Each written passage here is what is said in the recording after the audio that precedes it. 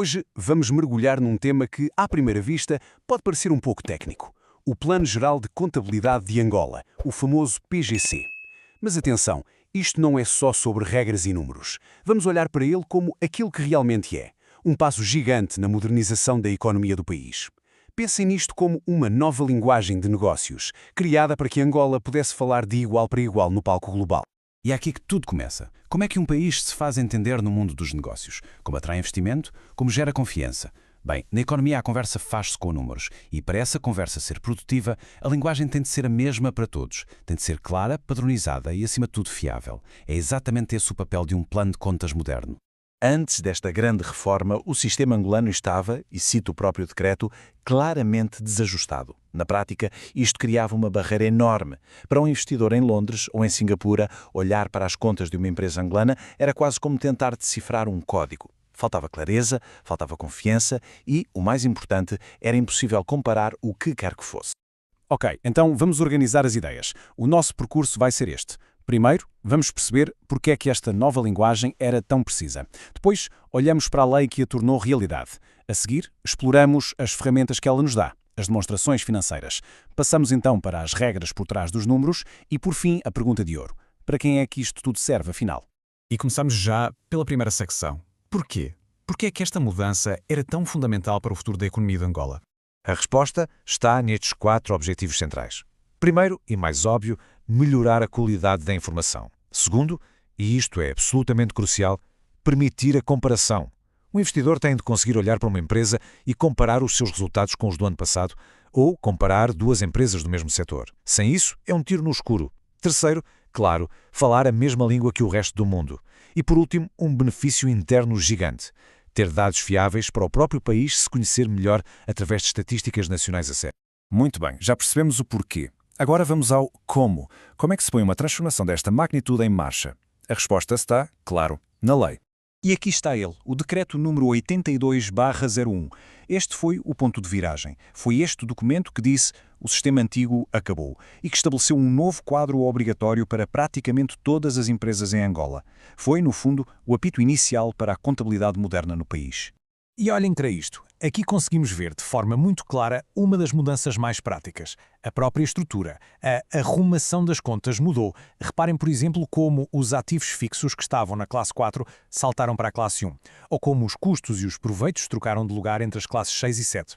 E isto não foi por acaso. A ideia foi criar uma estrutura mais lógica, mais intuitiva e, o mais importante, muito mais alinhada com o que se fazia lá fora. Foi literalmente arrumar a casa para ser mais fácil de entender por quem viesse de fora. Com a casa arrumada, o que é que ela nos mostra? Mostra-nos a sua saúde financeira através de ferramentas muito específicas. São os relatórios finais, as demonstrações que contam a história de um negócio.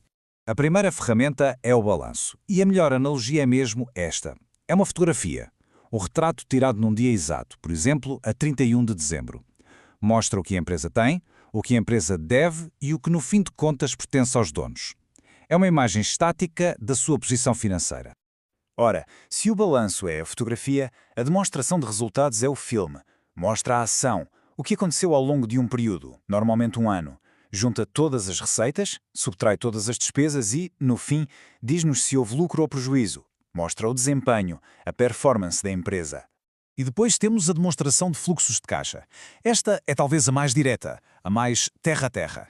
Ela segue o rastro do dinheiro, de onde é que ele veio e para onde é que ele foi. É vital para perceber se uma empresa tem liquidez para pagar as suas contas.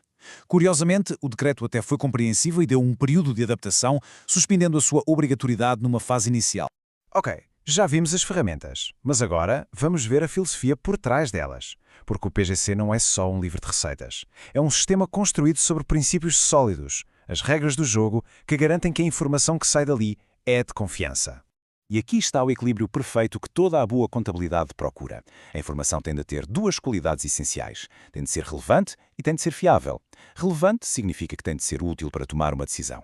Fiável significa que tem de estar correta e ser neutra. Porque, vamos ser sinceros, uma informação que não é fiável não serve para nada. E uma informação que não é relevante, também não. E tudo isto assenta em duas grandes premissas. A primeira, a da continuidade. Partimos do princípio de que a empresa não vai fechar amanhã. Simples. A segunda é a do acréscimo, e esta é revolucionária. Significa que registamos uma venda quando o negócio é feito, não quando o cliente nos paga. E registamos uma despesa quando ela acontece, não quando sai dinheiro da nossa conta. Isto dá uma imagem muito mais fiel do desempenho real da empresa.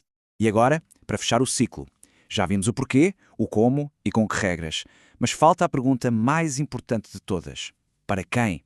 Para quem é todo este esforço? A resposta é para muita gente. Os investidores, claro, para decidirem onde pôr o seu dinheiro, mas também os empregados, para saberem se a empresa é estável. Os bancos, para decidirem se emprestam dinheiro.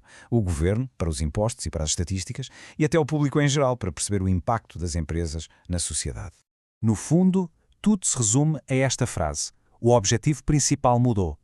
Deixou de ser um exercício apenas para a gestão interna e passou a ser uma ferramenta para o mundo. O propósito é dar informação de qualidade a todos estes interessados para que eles possam, simplesmente, tomar melhores decisões.